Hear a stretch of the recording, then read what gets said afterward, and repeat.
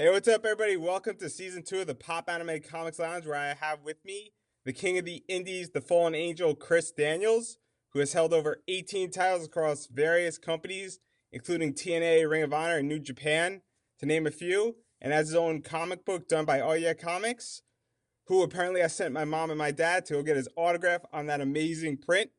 So thank you for being on the podcast. Thanks for having me, man. You've been wrestling for over 20 years. How did you initially become interested in wrestling? I don't remember a time when I wasn't watching wrestling as a kid. I grew up in North Carolina watching guys like Ric Flair and Dusty Rhodes and the Road Warriors. And once I graduated college, I was following up on my theater degree. I was acting in Chicago and happened to find a school. I told my wife if the acting thing didn't work out that I would be a pro wrestler, sort of tongue-in-cheek. And she found this school that was about a half hour from where I lived, and she set up an appointment for me to meet the guy that ran it, and his name was Sam DeCero. That was Windy City Pro Wrestling. And she said after I met with Sam, she said I looked like I had been hypnotized, like I had stars in my eyes. So there was a point where I decided to give it a try just to say I did it, whether I washed out or not. So I started training in January of 93, and by April of 93, I was wrestling matches. And training is the way to go in today's age. And we're talking back in 93. How do you feel your theater degree really helped you to grasp the concept of wrestling and really help you deal with the psychology of it all? Well, it certainly made me comfortable to be the center of attention. A lot of guys, when they start wrestling, they forget that they're doing it in front of a crowd, so they just concentrate on the moves and the person that's wrestling in front of them, instead of understanding that at its heart it's a performance. So like I learned very quickly, enunciate my movements and enunciate my feelings to the back row. And basically wrestling is the same as theater in the round. I understood that right away, and it made me very comfortable in terms of how I performed and what I did. And that theater degree sort of helped me understand the idea of getting on a microphone and talking and trying to tell parts of the story that are important when you're cutting a promo. And now you just mentioned that your training was what, 3-4 months? Yeah, I mean, the actual learning how to do things was that long. But the truth of the matter is, you do most of your learning in professional wrestling on the job. Once you wrestle matches in front of fans, that's where the majority of your learning takes place, because that's where you find out what works and what doesn't work in front of a crowd. I mean, you can learn how to do moves in the sterile environment of a school where it's just you and the guy training you and maybe a couple other people training with you. But you don't know the things that work or don't work until you try it in front of a crowd and see how people react. The first 4 months, just learning how to do the moves, it took me that long, but I'm still continually learning and adjusting and figuring out what works and what doesn't in front of people. And now when you made your debut and during that first year, I mean, you had an amazing push where very early on you won the WCW lightweight title. Being so new to this, what was that like, and how did this opportunity come about, and how did you feel being so green in the industry at this point? Well, very fortunate. I think the people that ran Windy City at that point, they saw that I was dedicated in terms of coming in and trying to get better. I had the advantage of living very close to my school. So for the first year and a half, I was in the school 4 days a week, 4 to 5 hours at a time. So they saw that, and I think that was part of the reasoning behind putting their lightweight championship on me as early as they did. You know, I was a fresh face to their audience, and they saw that potential in me to try and grow the fan base that way. So I was very fortunate. I don't think that's everybody's experience to go in and win the first title match they ever wrestle in. So I don't tell people that it's the usual occurrence, but it just happened that way for me. And do you feel that being that you were the champion and that you were kind of put as the centerpiece of this company that really helped accelerate your growth learning experience and really helped develop you into the superstar that you've become? Not necessarily. I wasn't the main champion. I mean, there were a couple different champions, so I wasn't the single champion of the company. At that point, they had different weight classes, so I was the equivalent of the cruiserweight champion. So I felt like, athletically speaking, my matches were a little more fast-paced, and I sort of developed a certain style in that role. But I wasn't really given the opportunity to be the main focus of the company at that point. I was really just the focus of that weight division.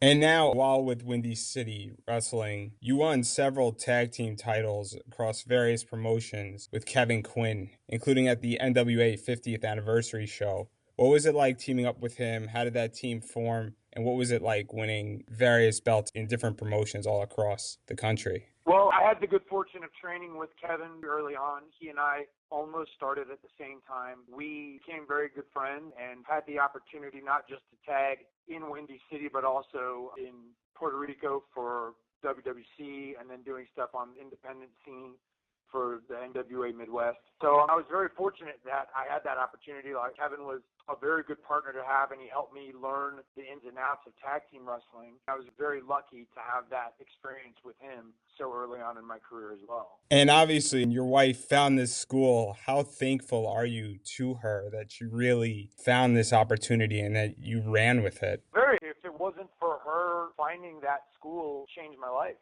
I was very fortunate that I found something that I could sort of latch onto, and then I've been very lucky to have the success that I've had. I've worked hard for it, but at the same time, I've had a lot of breaks that have gone my way, and so that work and that good fortune has helped support my family over the last 25 years. And now you've also wrestled a few matches in ECW. Everybody knows ECW. What was it like having even one match in ECW? I had a very good experience. I met a lot of good people there. Unfortunately, living on the West Coast at that point with their financial difficulty sort of precluded me from being a bigger part of ECW. But I had a very good experience there, and having the opportunity to meet Taz and Bubba Ray and Devon Dudley, Tommy Dreamer, in the future, working with them throughout the WWE and TNA. I was very lucky that I had that opportunity. I wish I had the opportunity to do more there, but like I said, just the situation didn't merit it. It was sort of a blip in my career, but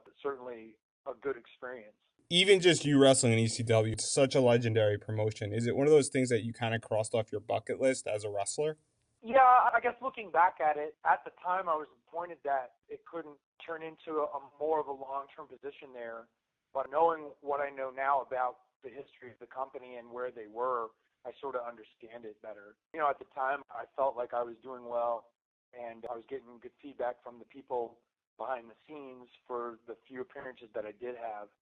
And, I was disappointed that I wasn't given the opportunity to be more of a part of it, but that's just the way those situations went at that time. And around this time, you also wrestled in Japan for Michinoku. What is the story of you going to Japan to wrestle?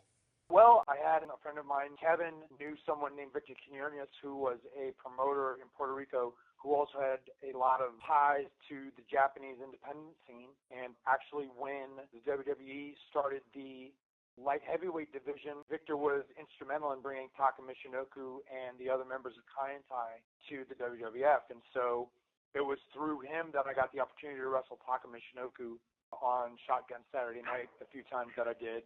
And then working with Taka got me the opportunity to wrestle a short tour for Michinoku Pro in Japan. And then once I'd done that tour, the next tour was the Masked Man tournament that they did every 4 years. And they offered me a position to come and do that particular tour, which was 6 weeks long.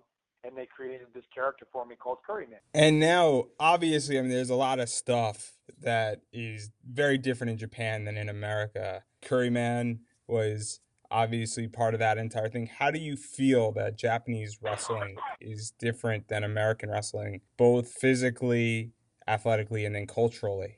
I feel like, first and foremost, Japanese wrestling is considered more of a sport than it is here in the States. It's looked upon with a little bit more respect in terms of, it's almost looked at the same way that we look at football or baseball. The wrestlers are looked at as actual sports stars over there. Even on the independent level, wrestlers are given a little bit more respect, culturally speaking. And then as different as the fans treat it in terms of how they react to it, they're much more subdued in terms of the noise that they make during the show themselves, and much more respectful of the wrestlers' efforts. At the end, it's still entertainment to them, and so they go and watch it with that in mind. And you were part of this Masked Man League tournament where there was a lot of respect around the mask and that entire segment. How did you feel that you received that respect, being that you were an American in Japan? Well, first of all, I felt like the first thing I did was I showed the Japanese wrestlers what my work ethic was like. I trained as often as I could. I helped put up the ring and helped with the company as best I could. And then I worked out a lot. I trained a lot. And they saw my work ethic behind the scenes and also in the ring. So I think once I earned the respect of the Japanese wrestlers, the Japanese fan base followed suit.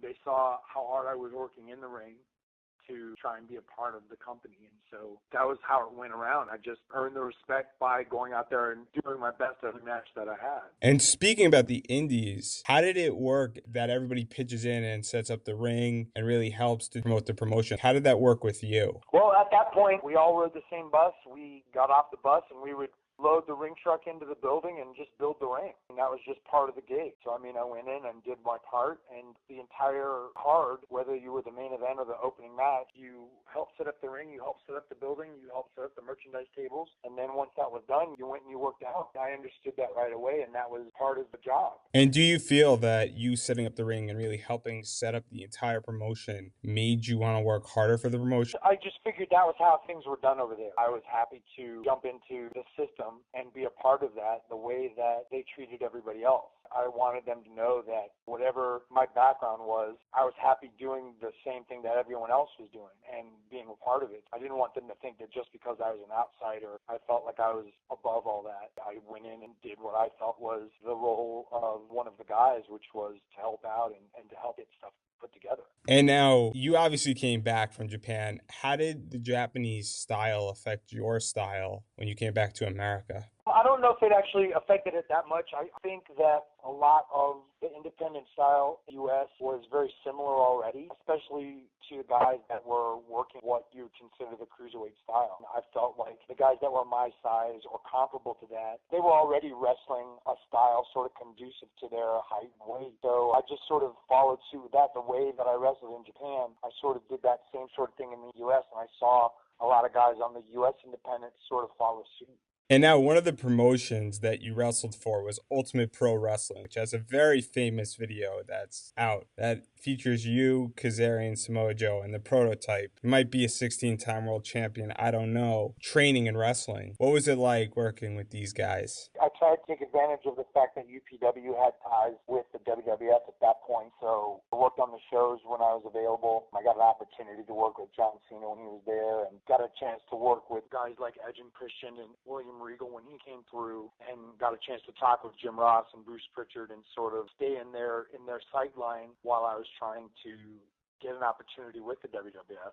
And out of this, how did your friendship with Kazarian and Samoa Joe really develop? Just proximity, man. We were always on the same shows, not only doing the stuff at UPW. Those guys started doing a lot of stuff on the independent scene in the Northeast. We would be on the same shows, so we often traveled together, and that was how it came around. The three of us would work a lot together. We'd work on the same shows, and just having that time to travel with each other sort of formed that bond. And now you work tremendously on the independent scene, and you have a title, and you're referred to as one of the king of the indies, as you've had several matches in AWP, Eastern Coast Wrestling Association, New Japan Wrestling, NWA, and Ring of Honor, to name a few promotions. And you have delivered amazing matches in all these promotions. What makes you deliver such great matches, such as the Super 8 tournament, the King of Indies tournament is another one that really were phenomenal matches? The thing that I focused on was the ability to adapt to the people that I was working with. I felt like one of the strengths that I had as a wrestler was being able to adapt and be able to wrestle with whoever I was brought in to wrestle against. I tried to be comfortable no matter who the promoters asked me to work with, and that way they were comfortable putting me in different situations with different wrestlers, because they knew that no matter who they put me in the ring with, I was going to go out and work hard and have an entertaining match and be worth the amount that they spent to bring me in and promote me. So that, to me, was the quickest way to become a commodity to a promoter, was for them to be comfortable enough to put me in the ring with whoever they wanted to, whether it was the first match or the main event, and be comfortable knowing that I would go out and perform at a certain level. And another match that really lives up to this title is the NWA 53rd Year Show, where you wrestled against AJ Styles. What was that match like for you? Well, it was the first time I met AJ, and just meeting him for the very first time, I got a feel that he and I were very similar in terms of how we put matches together and the way we wanted to work. So I felt a chemistry with him right away, and I think it showed in the match, knowing that it was our first time wrestling against each other. To go out and have the match that we did was sort of a sign of things to come with working with AJ. We got to talk about it because AJ Styles, he had the most amazing 2016 year in WWE, and the two of you are very close, and you've been for several years, and I still think you are. How did this friendship develop to what it is now? Once we had that match in Florida, it wasn't soon after that promotions around the world started to book myself and AJ against each other all over. So the next one we had was in the King of Indies tournament in California. And then soon after that, Ring of Honor booked he and I in a singles match. And slowly but surely, many promotions around the U.S. and around the world booked AJ Styles versus Christopher Daniels as a marquee match. So having that experience of traveling with AJ and working with AJ and just building up the relationship with him like that, slowly but surely turned into a friendship. And then once we were working in TNA and seeing each other as often as we did, we became friends and remained that way. And now prior, because we're going to talk about TNA, because your TNA career is arguably one of the most amazing TNA careers out there. But prior to that, you had a few WWE tryouts and a few matches in WWE and a few matches in WCW. How did those tryouts and those few matches come about? Well, the WWE stuff came about because of Jim Cornette. I got to see on his radar, and he got me the opportunity not just to do some of the syndicated stuff like Shotgun Saturday Night, but he also got me the opportunity to go through the Dory Funk Dojo. At that point was held at Titan Towers. So I got the opportunity to work with Dory Funk and Dr. Tom Pritchard and train in the same camp with Kurt Angle and Dr. Death C. Williams and Test.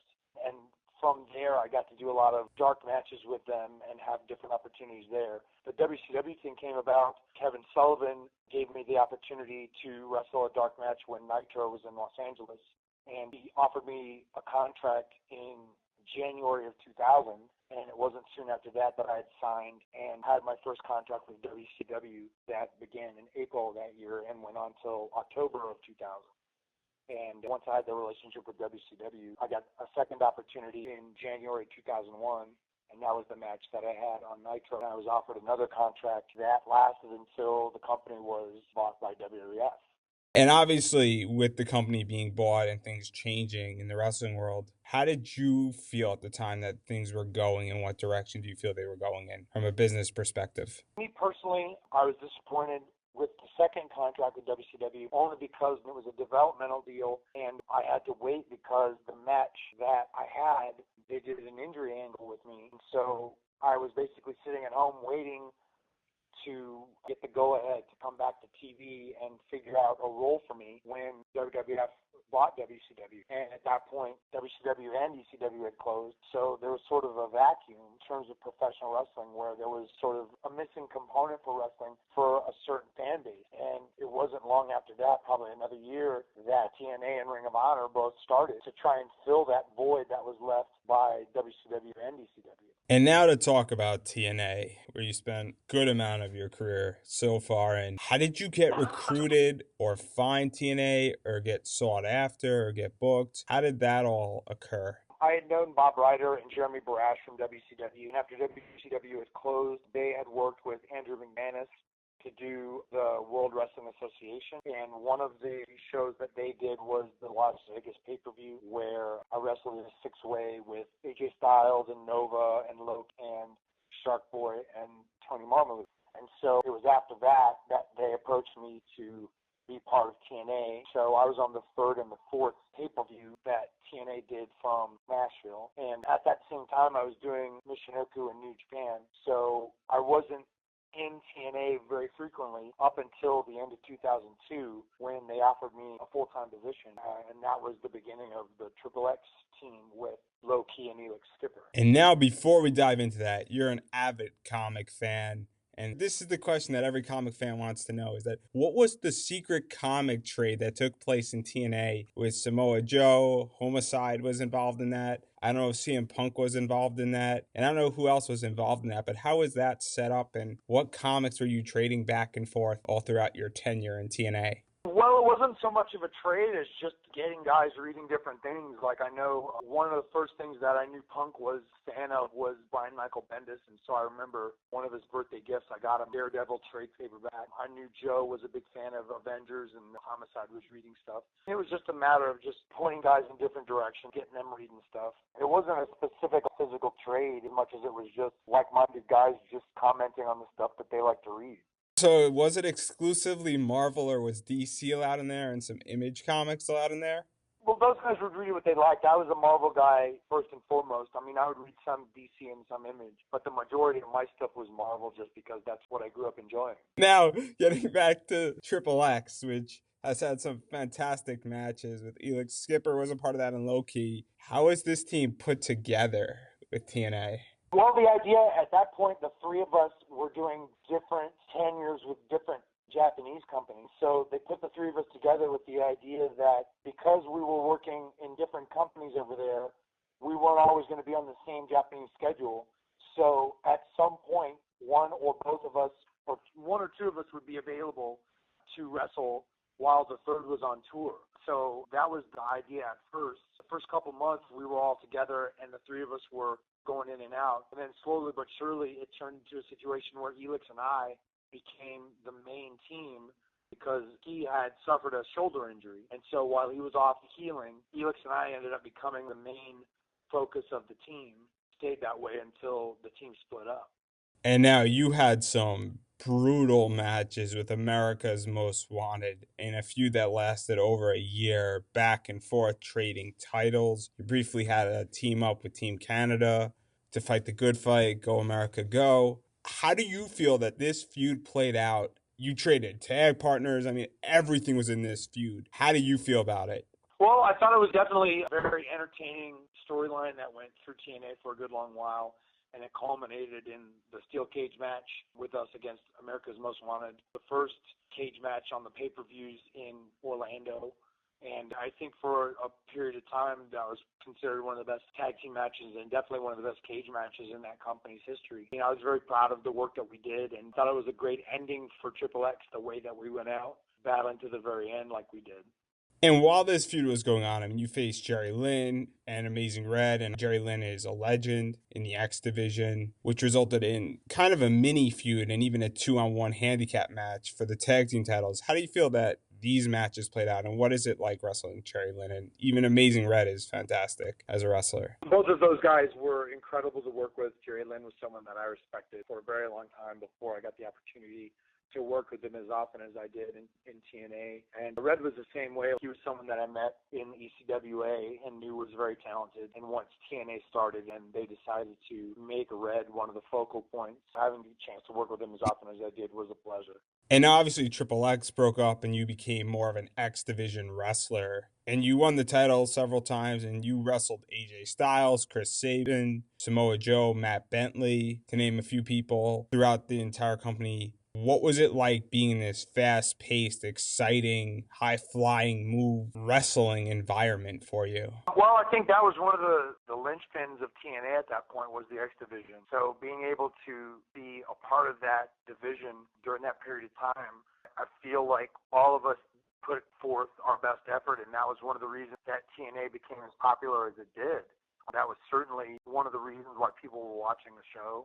The word of mouth about TNA grew a lot because of what happened in the X Division. So there's a certain feeling of pride knowing that we brought a lot of people's attention to TNA and kept it there. And now in the X Division, you wrestled AJ Styles and Samoa Joe, who you developed massive friendships with. What is it like wrestling both these guys, and what is it like wrestling your friends? Having that opportunity to build that friendship with those guys and then go out there and be trusted with the main event of a pay-per-view, that certainly meant a lot to the three of us. And knowing that feud and specifically the first three-way that we did at Unbreakable in 2005, to this day is still considered one of the best matches in the company's history. There's certainly a feeling of pride in that respect. And obviously, I mean, you've had huge feuds with AJ Styles, during this time as well as during your later time in TNA. What is it like that TNA trusted you and AJ Styles enough to carry this feud for so long and know that you two are going to deliver an amazing match no matter what the storyline is? That was specifically it. They knew that if they put us out there, we were going to deliver.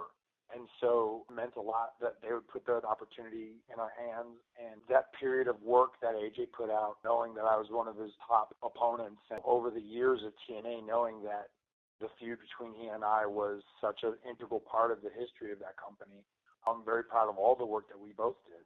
And now, obviously, TNA was originally only on pay-per-view, and then it eventually changed to TV. How do you feel that that changed the quality of the matches, as well as what did it mean for you as a wrestler? Well, I mean, it's certainly the opportunity to be on cable television every week. It raised the spotlight, my spotlight, to a wider audience, and it got more people aware of us. So, like, that meant a lot in my career to have that opportunity to wrestle in front of 1 million plus fans every week. And the period of time where they gave me the opportunity to be a integral part of the storylines, especially the stuff with AJ and the stuff tagging with Frankie, I feel like every time they gave us the opportunity, we went out and we delivered and we put something out there that the people still remember. And so I was just happy that they gave me that opportunity and that it went as well as it did. And now, speaking of Frankie, apparently Kazarian, for everybody who doesn't know, was on the podcast during season 1, and apparently he said that Suicide owes him money. How do you feel? Because I heard that Suicide doesn't pay his bills when he's on the road. He doesn't owe me as much as he owes Frankie, but he certainly owes me something. So if I ever see that guy, I will try and get what is owed. After he disappeared, I'm not sure what happened to him. I'm still on the hunt for him. So there's a rumor that Suicide's real identity was Angelina Love. So I'm looking into that as we speak. I heard he became a cruiserweight wrestler. Yeah, I had heard some people thought it was Great Khali. There was a period of time where he was the front runner to be the true identity of Suicide. I can't comment on that. Like I said, I'm in the hunt even to this day. It's understandable. We're all in the hunt. And now you were gone for TNA for a little while, and then you came back with Fortune. What was it like being back with Fortune and really taking AJ's spot when he was injured? It was a good situation for me, and being able to come in where I was working against guys like Bully Ray and Gunner. That was my first opportunity really working in depth with Eric Bischoff and Hulk Hogan. So that sort of led to the opportunities with Frankie and myself as that influence. So it was a good situation. Bad influence. We got to talk about that because the way the two of you and the heels that the two of you were coming out with martini glasses and suits and all the pop culture references. What was the brainchild behind that? We decided to just try anything and give everything a shot. And coming out Appletini or wearing the scarves or wearing the Marvel T-shirts, all of that was just us doing anything we thought was entertaining and funny and that would catch people's eye and get people talking. And obviously, as Bad Influence, you had several opportunities, both in wrestling and outside of wrestling, where you won the tag team titles twice. What was it like winning the belt with Frankie? Just knowing that they trusted us with being the focus of the tag team division was great. I felt like Frankie and we certainly went out there and were the most entertaining part for a good while. And I think it showed people were talking about us whether we had the tag straps or not. And so it was a good situation. We went out there and had fun and became entertaining and became something that people wanted to see on the show more often. And while you were part of Bad Influence, you created a comic book through All Yeah Comics. How did that come about? And obviously being a comic fan, what was that like for you while being involved in this tag team in TNA? Frankie and I met Art Baltazar and Franco, the guys behind All Yeah Comics, in 2011 at San Diego Comic-Con. They were promoting Tiny Titans, Superman Family Adventures that they had done at DC. And it wasn't long after that they started their own imprint called Oh Yeah Comics and created Action Cat and Adventure Bug. So when their Kickstarter was going on for that, I supported that and got an opportunity to read those books. Just on a lark, I decided to write a story of myself and Frankie interacting with those characters. And completely unsolicited, I sent it to them and wanted to know if they were interested in doing something. And to my surprise, they were thrilled to do it. They decided to publish it themselves. And right when my contract with TNA expired, we put the first book, Christopher Daniels and Kazarian Wrestle All Yeah Comics. We released that in April of 2014, I believe. So over the last 2 years, we've had the book at different signings and different shows, and I've had a lot of good response over it. And being a comic fan, you must feel great that you're now part of the industry, not just as a fan, but as a comic creator due to this book. I'm very proud of the book and the fact that no matter what, I'll always have created something. I hope I get an opportunity to do more books in the future as ideas come to me. But I'm very fortunate that Hart and Franco enjoyed what I wrote and have the ability to get it made the way they did. I couldn't ask for two better guys in terms of helping to create an all-ages comic book. I feel like those guys are the Pixar of all-ages comics. And you put Art Baltazar and Franco's name on something carries a bit of prestige with it. The fact that these guys are Eisner-winning cartoonists and comic creators certainly benefited me to be attached to a project with them. And obviously, you left TNA after feuding with several wrestlers. What was the impetus for you leaving the company? My contract expired, and they just decided to go in a different direction. That was the long and short of it, really. I think that anybody who's a wrestling fan knows this, but TNA for years, and possibly when you're wrestling and you don't have to comment on that, was having money issues that really affected certain wrestlers. And it was just evident now with Dixie Carter being pushed out and everything. Do you feel that you left at the right time? I was fortunate the way it went down the way it did, because if they had offered me a contract, I probably would have stuck around, just because at that point I was trying to make the best of the situation that I was given. By them deciding not to renew my contract or not to offer me a new contract, it forced me to look elsewhere. And by the time I got in with Ring of Honor, that was when they started having their difficulty leaving Spike TV, going through Destination America, and ending up at Pop. And then the financial difficulties that they went through in the last year and a half, I might have been stuck in that if things had gone differently. But fortunately for me, the opportunity with Ring of Honor rose, and I was lucky enough to sign with them and be a part with them when all this went down with TNA. I think this is your third return to Ring of Honor, and you've done amazing in Ring of Honor every single time you've been there. And especially this run as The Addiction, which was the renaming of you and Frankie. What was the tag team competition like in Ring of Honor? It was very different. When we were in TNA, we were the only real team that meant to stay together as a team. That period of time, they put a bunch of different singles wrestlers together to face us, and that was just the situation in TNA. But when we went to Ring of Honor, there were teams like Red Dragon and the Briscoes and the Young Bucks and Roppongi Vice, and All Night Express came back most recently, and War Machine was there. All of these great tag teams were there, and we were very fortunate that Ring of Honor gave us the opportunity as the team to come into the company, and felt like that first few months were very important for us to go in and prove that we belonged. So having the first couple of matches with Red Dragon, I felt was a good litmus test for us, and I felt like we worked very well with those guys, and we proved that we could come into Ring of Honor and make a name for ourselves right away. And now things have just recently changed in Ring of Honor for you, as the Bullet Club has come in and that you turn face and Frankie turns on you. When can we expect the match that people have been wanting to see for a long time? Kazarian versus Daniels. Well, I don't know. Honestly, the truth of the matter is my main focus, even with Frankie turning on me, is wrestling for the World Heavyweight Championship on March 10th. On March 11th, I might think about whether or not Frankie and I have a date in the Ring of Honor ring. But right now, my main focus, my only focus, is trying to become the world champion for the very first time. I'm not going to think about anything else until that day comes. How prestigious is the Ring of Honor World Championship compared to other belts in the wrestling industry in your mind? I certainly think it's one of the top prizes in pro wrestling. One of the things that has made Ring of Honor stand out from everything else is its focus on the in-ring action. You know that Ring of Honor's main focus, their main claim to fame, is some of the best wrestling from bell to bell in the world. And you look at some of the guys that have held the belt in the past, whether it's Jay Lethal or Jay Briscoe or Mike Elgin or Adam Cole, and then even before then, CM Punk, Seth Rollins, all of these guys that have held this championship, their main focus was what happened in between the ropes, between the bells, when the bell rang. And so if I get an opportunity to add my name to that list, it would certainly be the culmination of a long, storied career, and certainly be one of my most prized possessions and my prized accomplishments. So what are you doing to gear up for that match?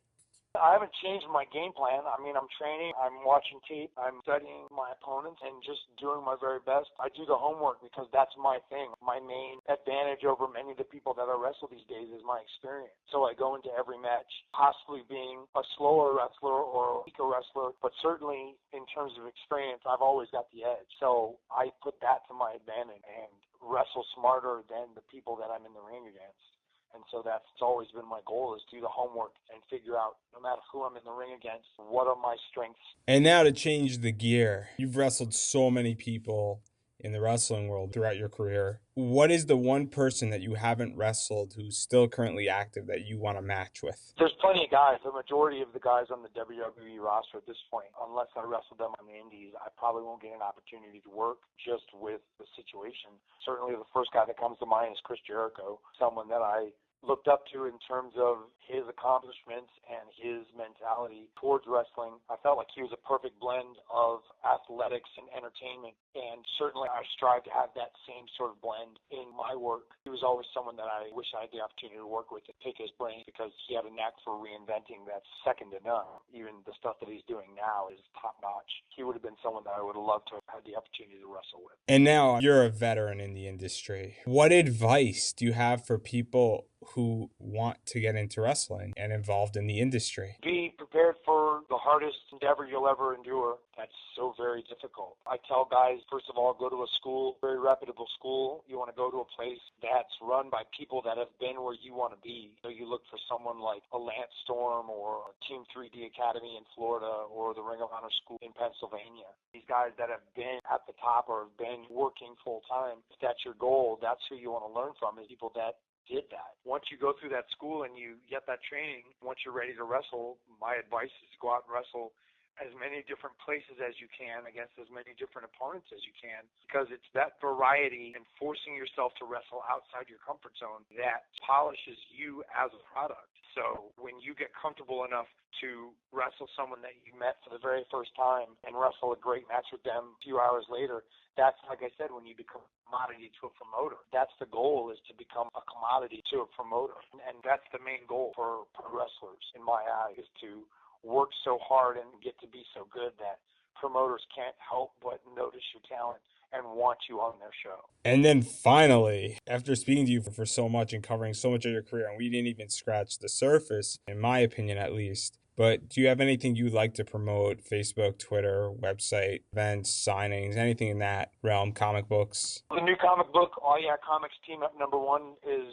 now available not just on Comixology, but also at allyeahcomics.com and at Ring of Honor live events and at rohwrestling.com. You can follow me on Twitter at FAC Daniels. That's where I keep my fans updated on most of the stuff going on, but those are the two big goings on right now, is the world title match and the comic book coming out.